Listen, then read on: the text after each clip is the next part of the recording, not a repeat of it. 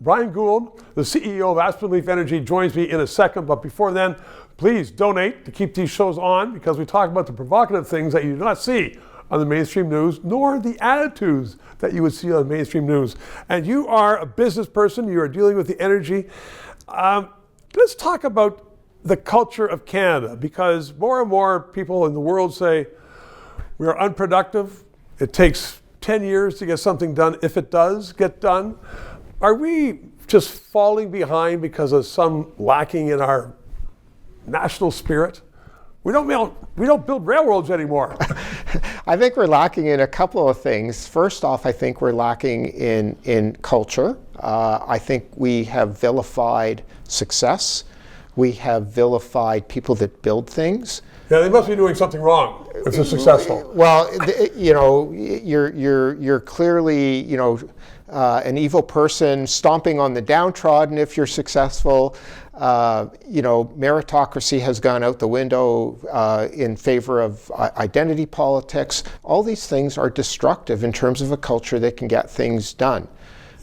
And we have lost our drive to build things and our fortitude to build things.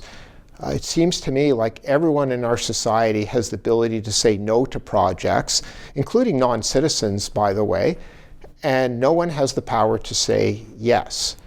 This is a big problem. But beyond that, we've also lost capacity. What do you mean by that? These projects that we're talking about are massive in their scale.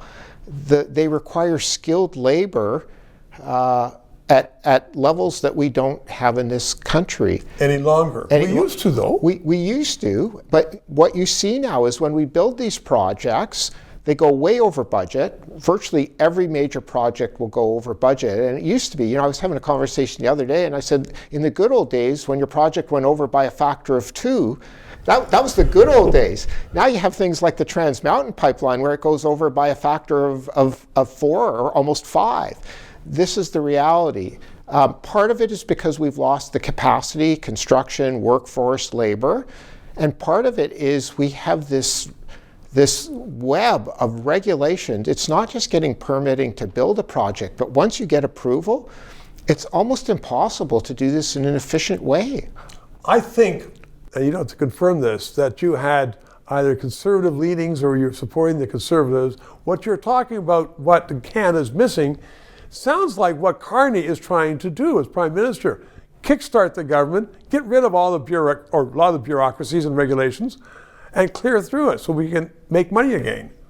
And on the one hand, I actually think he might be on the right path. I think it's unfortunate that we're at a point where the government, through central planning, is going to pick winners and losers, which is subject to all kinds of ideological overprints, and this concerns me gravely.